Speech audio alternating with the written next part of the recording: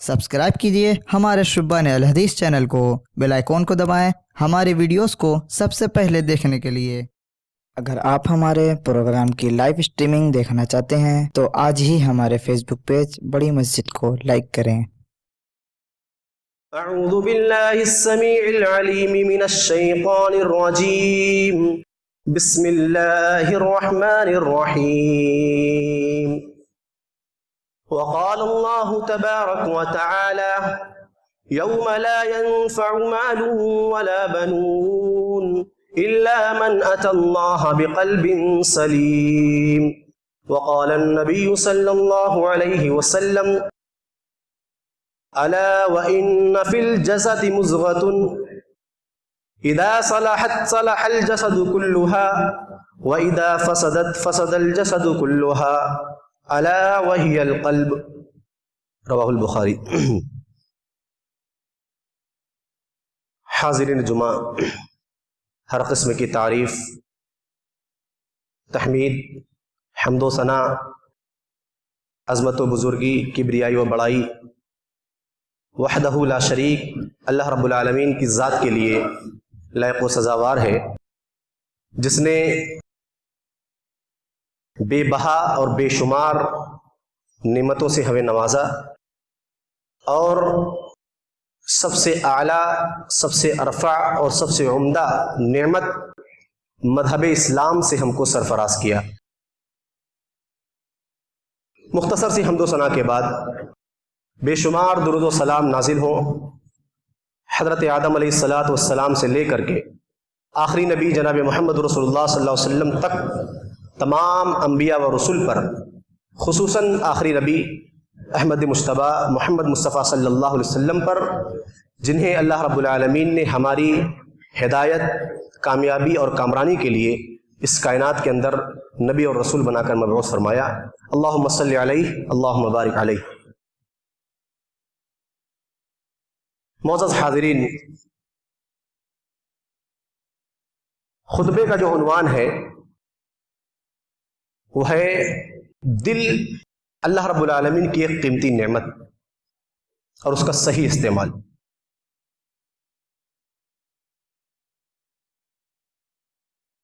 दिल के बारे में यह कहा जाता है कि ये तमाम आज़ाए जिस्मानी का बादशाह होता है और तमाम के तमाम आज़ा यानी जिस्म के तमाम आज़ा दिल की रियाया, उसकी फौज, उसकी लश्कर हुआ करती है, जो उसकी इताअत करती हैं, उसकी नाफरमानी नहीं करती। दिल अगर किसी को अच्छा करने का हुक्म दे दे तो मजाल नहीं है कि वो गलत कर दे। तो दिल को बादशाह की हैसियत हासिल है जिस्म के अंदर, बदन के अंदर, और अगर ये बादशाह नेक है, स्वालेह है, तो उसकी रियाया, उसकी फौज, उसका लश्कर ये भी सालेह, नेक और सालेह हुआ करता है। और अगर बादशाह के अंदर खराबी हो, बादशाह ही बदतीनत, बदमिजाज और बदखुल्क हो, तो उसकी रियाया, उसकी फौज भी ऐसे ही हुआ करती है। दिल को पूरे जिस्म के अंदर बुनियाद की हैसियत हासिल है। दिल की खराबी पर जिस्म की खराबी का दारोमदार है। नबी करीम सल्लल्लाहु अलैहि वसल्लम ने इसी बात की तरफ इशारा करते हुए फरमाया, खुतबा मसनूना के बाद आपके सामने हदीस का जो टुकड़ा पढ़ा गया, लंबी हदीस है, बहुत सारी बातें कही गई, आखिर में अल्लाह रब्बुल आलमीन ने, अल्लाह के रसूल ने यही कहा, अला खबरदार, व इन्न फिल जसदि मुज़ग़तुन, जिस्म के अंदर गोश्त का एक लोथड़ा है, एक टुकड़ा है, इदा सलाह सलाहल जसद कुल्लु, कि अगर वो लुतड़ा, वो गोश्त का टुकड़ा सही है, अपनी जगह पर है, दुरुस्त है, मुस्तकीम है, तो पूरा का पूरा बदन सालेह और अच्छा है, तंदुरुस्त है। वईदा फसदत, अगर वो खराब हो जाए, उसके अंदर खराबी पैदा हो जाए, बीमारी लग जाए, फसदल जसद कुल्लुहु, تو پورا کا پورا جسم خراب اور پورا کا پورا جسم بیمار ہو جایا کرتا ہے. دل کے بارے میں نبی کریم صلی اللہ علیہ وسلم نے فرمایا کہ دل بدن کے اندر بنیاد کی حیثیت رکھتا ہے، اور حیثیت صرف جسمانی اعتبار سے نہیں، روحانی اعتبار سے بھی دل کی ہی اتنی حیثیت ہے جتنی کی جسمانی اعتبار سے ہے.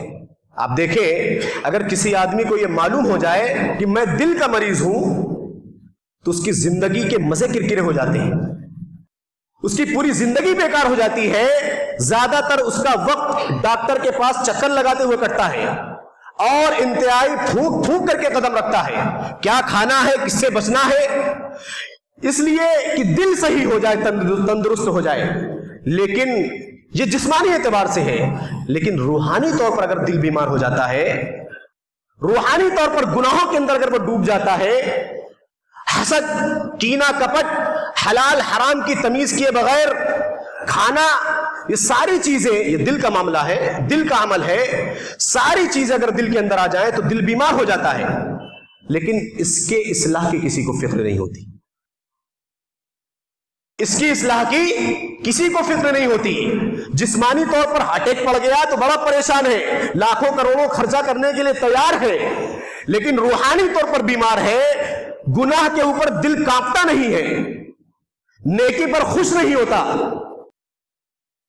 کوئی فکر ہی نہیں ہے، کوئی پریشانی نہیں، کوئی احساس نہیں.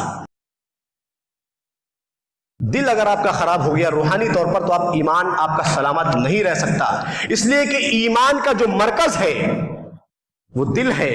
دل ہی اگر خراب ہو جائے تو پھر آپ کے ایمان کو بھی ختم ہونے سے کوئی نہیں روک سکتا. نبی کریم صلی اللہ علیہ وسلم نے مسند احمد کی روایت صاف طور پر کہا، اللہ کے رسول صلی اللہ علیہ وسلم نے فرمایا لا یستقیم ایمان عبد، کہ کسی بندے کا ایمان اس وقت تک مستقیم نہیں ہو سکتا، سلامت نہیں ہو سکتا، حتی یستقیم قلبہ، جب تک کہ اس کا دل سیدھا نہ ہو جائے، دل تندرست نہ ہو جائے، درست نہ ہو جائے، ہدایت پر نہ رہے. ولا یستقیم قلبہ حتی یستقیم لسانہ، اور انسان کا دل اس وقت تک تندرست اور سیدھا نہیں ہو سکتا ہے جب تک اس کی زبان اس کے قابو میں نہ رہے، اس کی زبان سیدھی نہ ہو جائے. آج لوگوں کے اندر ایک بڑی غلط فہمی ہے، زبان سے آدمی بڑا برا بھلا کہہ رہا ہے، لیکن سمجھایا یہ جاتا ہے یار زبان صحیح نہیں ہے لیکن دل کا بہت اچھا آدمی ہے. یہ کہا جاتا ہے زبان یہ دل کی آئینہ دار ہے، زبان پر وہی کچھ آئے گا جو دل میں ہے. اس لیے کہ اگر زبان صحیح نہیں ہے تو دل کے اچھے ہونے کی گواہی نہیں دی جا سکتی. یہ ہمارا اور آپ کا کہنا، ہمارا اور آپ کا سننا ہے، ورنہ حقیقت یہی ہے جو حدیث پاک کے اندر بتلایا گیا کہ آپ کا دل اس وقت تک مستقیم ہو ہی نہیں سکتا، تندرست ہو ہی نہیں سکتا جب تک آپ کی زبان صحیح نہ ہو جائے، درست نہ ہو جائے. لیکن ایک غلط فہمی اور دور کر لی جائے، حق بولنے والا زبان کا کڑوا بھی ہو تو اس کو غلط نہ سمجھا جائے، اس کے بارے میں یہ نہ کہا جائے کہ دل خراب ہے. چاپلوسی کا دور دورہ ہے، لوگ ایک دوسرے سے اپنی منفعت اور فائدے کے لیے جڑے ہوئے ہیں، تو جو جتنا میٹھا بول لے اس کا اتنا زیادہ مقام. آج کے اس دور میں حق بولنے والے کو کنارہ کش کر دیا جاتا ہے، اس کے خلاف محاذ قائم کر لیا جاتا ہے. تو یہ نہ سمجھا جائے کہ اگر آدمی سچ بول رہا ہے تو اس کی زبان خراب ہے، اس لیے کہ سچ کڑوا ہوتا ہی ہے. سچ کو برداشت کرنے کی، سننے کی صلاحیت ہر کسی کے اندر نہیں ہوتی. ابھی آپ کے سامنے بتلاؤں گا، میں پیش کروں گا وہ چیزیں. تو معلوم کیا ہوا کہ آپ کی زبان آپ کے دل کی آئینہ دار ہے، اور آپ کا دل آپ کے ایمان کا محافظ ہے. دل اگر کنٹرول میں نہیں ہے، دل اگر محفوظ نہیں ہے تو ایمان کے حفاظت کی گواہی نہیں دی جا سکتی. اس حدیث پاک کو سامنے رکھتے ہوئے دل اگر آدمی جسمانی طور کے جس طرح جسمانی طور پر اس کی فکر کرتا ہے، ایسی غذائیں کھاتا ہے جو دل کو نقصان نہ پہنچائے، روحانی طور پر بھی اگر ایسا کرنے لگ جائے تو دل حفاظت اور تندرستی کے ساتھ رہتا ہے. ورنہ ایک وقت ایسا آتا ہے کہ آدمی گناہوں میں ڈوبے ڈوبے دل کو موت آ جاتی ہے، دل مر جاتا ہے. پھر وہاں پہ نہ حق قبول کرنے کی صلاحیت ہوتی ہے، نہ حق بولنے کی صلاحیت ہوتی ہے، نہ حق سننے کی صلاحیت ہوتی ہے. 13ویں صدی کا ایک مشہور محرخ، تاریخ لکھنے والا ابن الطقطقی، وہ کہتا ہے اپنی کتاب الفخری فی الآداب السلطانیہ والدول الاسلامیہ کے اندر مروان بن عبد الملک کے بارے میں کہتا ہے یہ شخص مروان بن عبد الملک اپنے زمانے میں مدینہ کے مشاہیر علماء میں سے تھا، یعنی مشہور جو علماء میں سے تھے ان میں سے مروان بن عبد الملک کا بھی نام آتا تھا. بہت نیک، ہر وقت مسجد میں گزارنے والا، مسجد میں اتنا زیادہ وقت دیتا تھا کہ لوگوں نے اس کا نام حمامت المسجد رکھ دیا تھا، یعنی مسجد کا کبوتر اس کو کہنے لگ گئے تھے. اور قرآن کریم کی تلاوت بے حد کرنے والا. اس کے بارے میں کہتے ہیں کہ جب اس کے باپ مروان بن حکم کا انتقال ہوا اور اس کے بعد یہ خلیفہ بنا، اس کو آ کر کے بتلایا گیا کہ بھائی آپ کے والد صاحب کا انتقال ہو گیا، آج سے خلیفۃ المسلمین آپ ہیں. قرآن ان کے ہاتھ میں تھا، بند کر دیا اور کہنے لگا ھذا فراق بینی و بینک. قرآن سے کہہ رہا ہے کہ آج سے میرے اور تیرے درمیان جدائی. یہی مروان بن عبد الملک جو کل یزید کے اوپر لان تان کرتے تھے مدینہ پر چڑھائی کی وجہ سے، یہی وہ آدمی ہے جنہوں نے حضرت عبداللہ بن زبیر رضی اللہ تعالیٰ عنہ کو شکست دینے کے لیے، قتل کرنے کے لیے حجاج بن یوسف کو امیر بنایا. اور ان کے استاد تھے مشہور صحابی، مشہور تابعی رحمۃ اللہ علیہ، سعید بن مسیب رحمۃ اللہ علیہ. ایک مرتبہ کہنے لگے آ کر کے کہ شیخ معاملہ ایسا ہے کہ اب میں اگر کوئی نیکی کرتا ہوں اس کے اوپر قلبی خوشی کا احساس ہوتا ہی نہیں ہے، دل خوشی نہیں ہوتا، اور برائی کرتا ہوں تو اس پر ملال نہیں گزرتا. اس کی کیا وجہ ہے؟ جبکہ میری قلبی کیفیت پہلے ایسے نہیں تھی. جو آدمی پورا دن مسجد میں رہنے والا ہو، قرآن کریم کی تلاوت کرنے والا ہو، اس کے ساتھ یہ حادثہ ہو گیا. وہ کہہ رہا پہلے ایسا معاملہ نہیں تھا، اب تو کوئی بھی نیکی کا کام کرو پتہ ہی نہیں چلتا کہ نیکی کی ہے کہ برائی کی ہے، اور برائی کرو تو کچھ احساس ہی نہیں ہوتا، کچھ ملامتی نہیں ہوتی ہے. تو فوراً حضرت سعید بن مسیب رحمۃ اللہ علیہ نے کہا کہ تمہارا دل مر چکا ہے، تمہارے دل کو موت آ گئی، اس لیے کہ حق اور باطل کے درمیان تمیز کرنے والی اگر کوئی چیز ہے تو وہ دل ہے. حق اور باطل کو پرکھنے کی کسوٹی اگر کوئی ہے تو وہ دل ہے. لہذا اگر دل ہی مر جائے، یہ کسوٹی ہی بھی سہ جائے، تو حق اور باطل کے درمیان تمیز نہیں کی جا سکتی، کیا اچھا کیا برا. اسی لیے حضرت وابصہ بن معبد رضی اللہ تعالیٰ ایک صحابی ہے، نبی کریم صلی اللہ علیہ وسلم کے پاس آئے، کہنے لگے اللہ کے رسول نیکی کے بارے میں بتلائیے اور برائی کے بارے میں بتلائیے. نیکی کیسی محسوس ہو، نیکی کس کو کہا جاتا ہے، برائی کس کو کہتے ہیں. اللہ کے رسول نے فرمایا، مسند احمد کی روایت ہے کہ مابسا تم نیکی اور برائی کے بارے میں پوچھنے آئے ہو؟ کہ اللہ کے رسول جی. کہا استفتی قلبک، اپنے دل سے پوچھو. ایک جملے میں نبی کریم صلی اللہ علیہ وسلم بہت بڑی بات کہی. تعریف کرنے کی بجائے نیکی یہ ہے یہ ہے یہ ہے، برائی یہ ہے یہ ہے یہ، اس کے بدلے کہا کہ استفتی قلبک، اپنے دل سے پوچھو. اس لیے کہ اگر کسی کام کو کرنے کے اوپر دل مطمئن ہے اور اس پر تم کو ملامت نہیں کرتا تو سمجھ لو کہ یہ کام صحیح ہے، درست ہے. لیکن اگر دل روک رہا ہے اور دل کے اندر سے آواز آ رہی کہ نہیں یہ درست نہیں ہے، تو وہ کام درست نہیں ہو سکتا. اسی لیے جب ایک دوسرے مقام پر اللہ کے رسول سے پوچھا گیا کہ نیکی اور برائی کا معاملہ کیا ہے، تو اللہ کے رسول صلی اللہ علیہ وسلم برائی کے بارے میں کہا کہ ما حاک فی صدرک، جو تمہارے دل میں کھٹکے، تمہارے سینے میں جس کے تعلق سے وہم پیدا ہو، وہ گناہ ہے. تو لہذا آپ دیکھیں اس حدیث پاک کو سامنے رکھ کر کے کہ دل کا کیا مقام ہے اور اس کے استعمال کا کیا مقام ہے. تو دل کی اہمیت کے اوپر یہ ایک واضح دلیل ہے کہ آپ کا دل اگر اچھا ہے تو گناہ اور بھلائی کرتے وقت ضرور دل کی گواہی آپ کو ملے گی.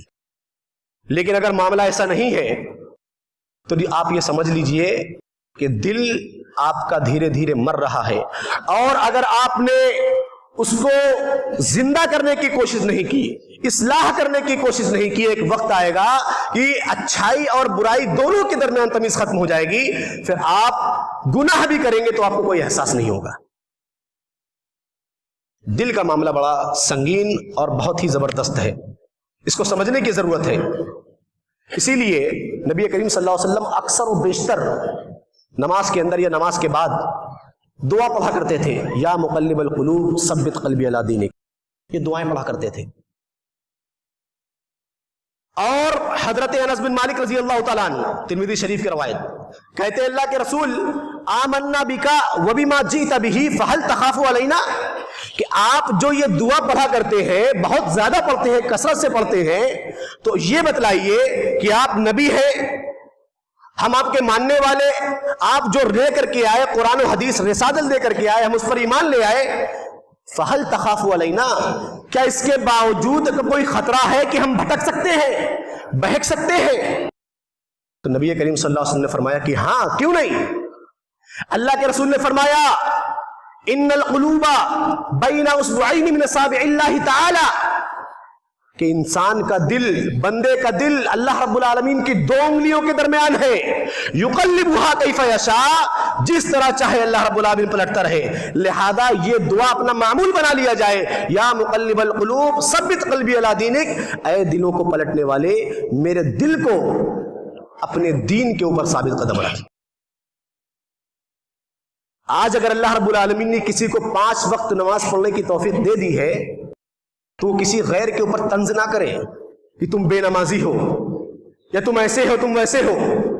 اس لیے کہ آپ کے ساتھ کبھی حادثہ ہو جائے، آپ کا دل کب گناہوں کی طرف مائل ہو جائے آپ کو بھی نہیں پتا، اس لیے کہ دل کا معاملہ آپ کے بس میں ہے ہی نہیں. نبی کریم صلی اللہ علیہ وسلم خود اللہ رب العالمین سے دعا کر رہے ہیں کہ اللہ ایسا معاملہ فرما، ایسا معاملہ فرما کہ میرا دل پلٹے نہ، ہمیشہ دین پر رہے. اور حقیقت یہ ہے کہ صراط مستقیم کہا اس کو گیا ہے کہ موت تک آدمی ہدایت پر رہے، اور موت بھی ہدایت پر آئے تب جا کر کے مانا جائے گا کہ صراط مستقیم پر گیا ہے، دل اس کا سیدھے راستے پر رہا. تو آپ دیکھیں کس طریقے سے نبی کریم صلی اللہ علیہ وسلم نے دعا سکھائی اپنے دل کو درست کرنے، دل کا قبلہ درست کرنے کے لیے، اس کو سیدھا کرنے کے لیے. تو یہ دل کے تعلق سے چند باتیں تھیں کہ دل کا آدمی صحیح استعمال کرے تو دل راہ راست پر رہ سکتا ہے اور ہدایت پر رہ سکتا ہے. اب وہ چیزیں جن سے ایک انسان کا دل سخت ہو جاتا ہے یا بالکل موت کے قریب پہنچ جاتا ہے، ان کے تعلق سے چند باتیں آپ کے سامنے پیش کر دوں. بہت ساری چیزیں ہیں، لیکن شروعات کہاں سے ہوتی ہے؟ شروعات کہاں سے ہوتی ہے؟ دل کی خرابی کی شروعات. اللہ رب العالمین نے آپ کو سب کچھ عطا کیا، بہت ساری نعمتوں سے نوازا. حق تو یہ تھا کہ جتنا اللہ رب العالمین نے آپ کو دیا اس پر اللہ رب العالمین کا شکر کیا جاتا. دن بھر میں جتنی بار لوگوں سے باتیں کی جاتی ہیں اللہ رب العالمین کا ذکر کیا جاتا. لیکن ہم نے کیا کیا؟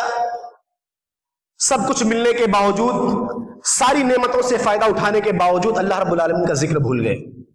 شروعات یہیں سے ہوتی ہے دل کے خراب ہونے کی. دن بھر باتیں کر رہے ہیں، کاروبار کی باتیں کر رہے ہیں، دنیا کی باتیں کر رہے ہیں، لیکن اللہ رب العالمین کا ذکر ندارت ہے، اللہ رب العالمین کا ذکر نہیں ہے. تو یہ پہلا اسٹیپ ہے، پہلا قدم ہے دل کی موت کی طرف روانگی کا.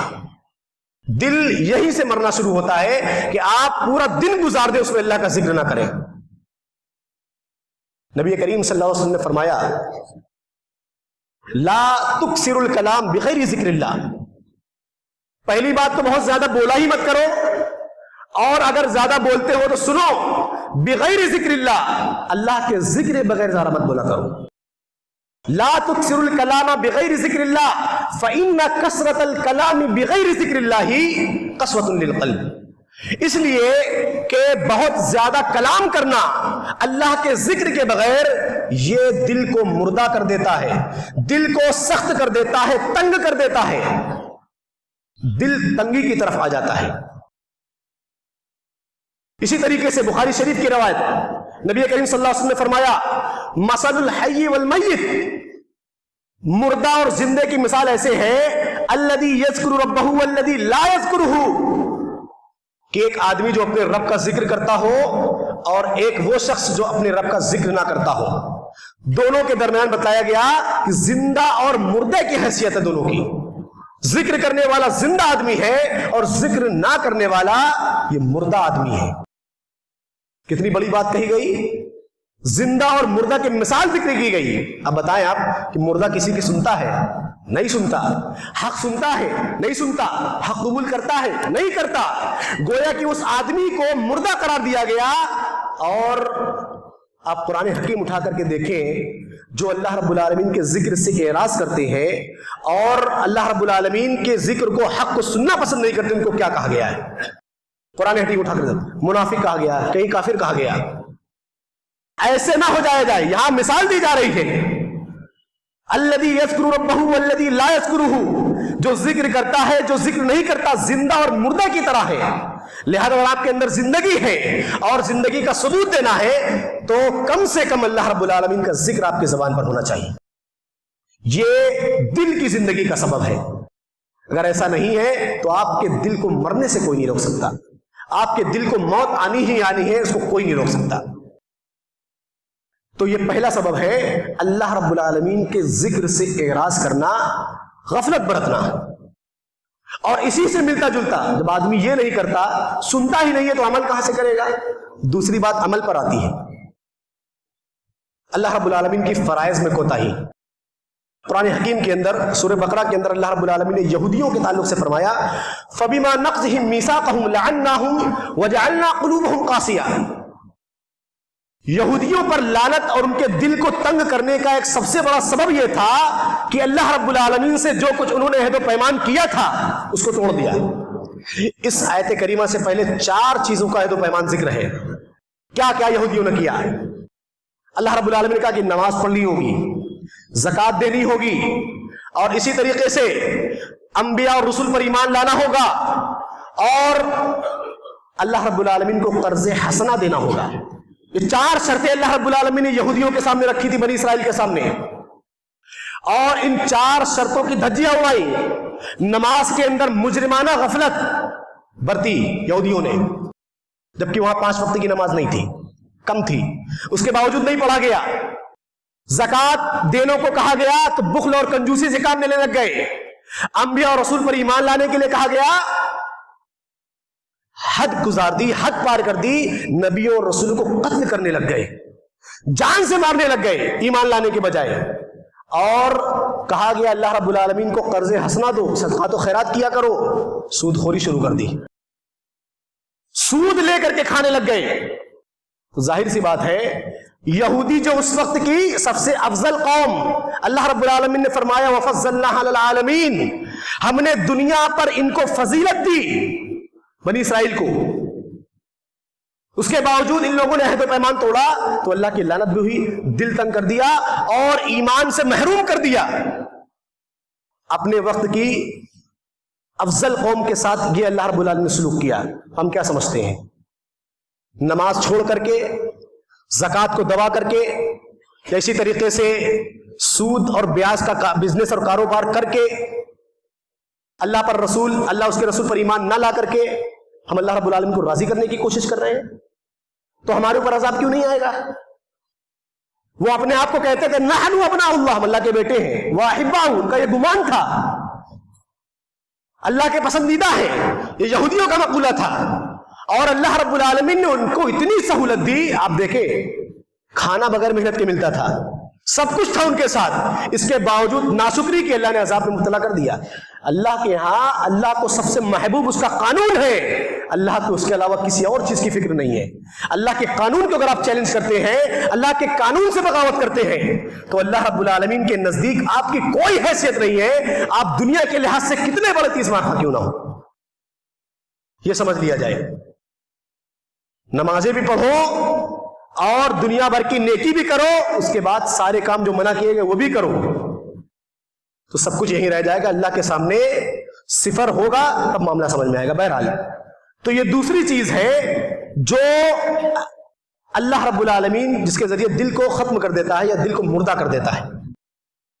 और आज एक बड़ा अजीबोगरीब मामला ये है कि आज जो आदमी जितना बड़ा अय्याश, फजूल खर्च और गैर इस्लामी कामों में ताउन करने वाला हो, आज हम उसी को उतना बड़ा जिंदा दिल आदमी कहते हैं। बड़ा जिंदा दिल आदमी है।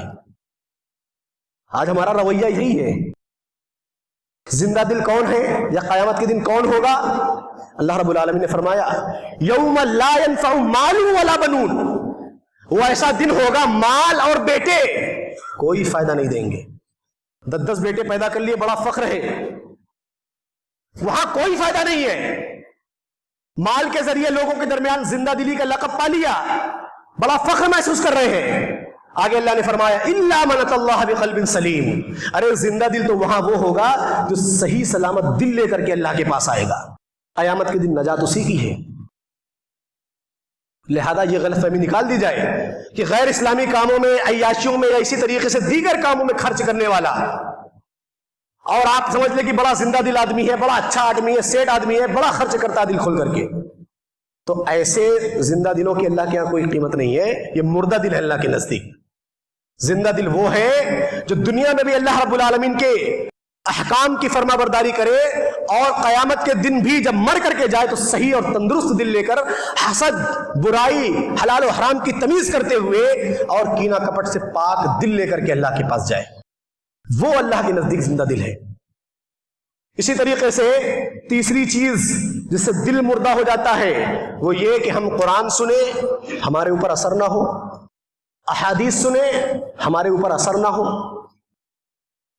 تو ایسا وقت ہوتا ہے کہ جب یہ چیزیں ہمارے اندر سے ختم ہو جاتی ہیں، نصیحت کی جا رہی ہے، خطبہ دیا جا رہا ہے، بہت سارے دل ایسے ہوں گے سن کر کے عمل کرنے کی کوشش کریں گے، لیکن بہت سارے ایسے بھی ہوں گے ادھر سے سننا ادھر سے نکال دیں گے، ایسے بھی ہوں گے۔ تو اگر معاملہ یہاں تک پہنچ جائے کہ سننا ہی نہیں ہے یا سننا ہے تو عمل ہی نہیں کرنا ہے، تو اس وقت اپنے دل کی خیر منائیے آپ، اس لیے کہ میں نے بتلایا دل بنیاد کی حیثیت رکھتا ہے جسم کے اندر، روحانی اور جسمانی دونوں طریقے سے، اور اگر معاملہ یہاں تک خراب ہو جائے تو اللہ رب العالمین فرماتا ہے من بعد ذلك فهي كالحجارة أو أشد قسوة ثم قست قلوبكم من بعد ذلك، ان سب کے بعد اگر نصیحت آپ کے دل کے اوپر اثر نہ کرے، اس کے بعد کیا کرتا ہے اللہ رب العالمین؟ دل کو سخت کر دیتا ہے۔ کیسا سخت کر دیتا ہے؟ مثال دی، کل حجارہ، پتھر کی طرح سخت ہو جاتا ہے، او اشد قسوہ، اس میں تفضیل کا صیغہ لایا گیا اور کہا کہ پتھر سے زیادہ، اس سے بھی زیادہ سخت کر دیا جاتا ہے، یعنی اتنا سخت کر دیا جاتا ہے کہ اندر کوئی چیز گھسنے کے لیے جگہ نہیں ہوتی ہے، ٹکرا کر کے واپس آ جاتی ہے۔ تو یہ دل کا معاملہ ہے کہ آدمی اگر اتنا زیادہ بے سیلا اور اتنا زیادہ غفلت برتنے لگ جائے اور دین سے اتنی دوری اختیار کر لے کہ نصیحت بھی عمل اثر نہ کرے، تو اس کو اپنے دل کا جائزہ لینا چاہیے، خیر منانی چاہیے۔ ایک مثال آپ کے سامنے دے کر کے بات کو ختم کرتا ہوں کہ دیکھیے وہ کیا مومن تھے اور ہمارا کیا حال ہے۔ مشہور مستشرق لارڈ ایڈورڈ گبن اپنی کتاب the fall of the Roman empires and the rise of the Islam کے اندر لکھتا ہے، وہ اس واقعے کو نقل کرتا ہے جب حضرت عمر رضی اللہ تعالیٰ عنہ کے دور میں بیت المقدس کو فتح کیا گیا۔ فتح کرنے کے بعد حضرت عمر رضی اللہ تعالیٰ عنہ کو دعوت دی گئی کہ براہ راست آپ خود آئیں اور آ کر کے جائزہ لیں۔ حضرت عمر رضی اللہ تعالیٰ عنہ اپنے غلام کے ساتھ چلے اور راستے میں جو معاملہ رہا، خود سوار ہوتے رہے، غلام کو سوار کیا، ایسے کرتے کرتے بیت المقدس تک پہنچے، اور جب حضرت عمر رضی اللہ تعالیٰ عنہ اپنے لاز و لشکر کے ساتھ شہر کے اندر داخل ہونے لگے اور پوری فوج اور پورا لشکر داخل ہونے لگا، تو یہودیوں عیسائیوں نے کیا کیا؟ اپنی نوجوان خوبصورت بیٹیوں کو بالا خانوں کے اوپر برہنہ کھڑا کر دیا تاکہ نوجوانان مسلمان کے اندر یا نوجوانان امت کے اندر انتشار پیدا ہو، اور ایسا ہوا بھی۔ بھائی بشری تقاضے کے مطابق آدمی بہک گیا۔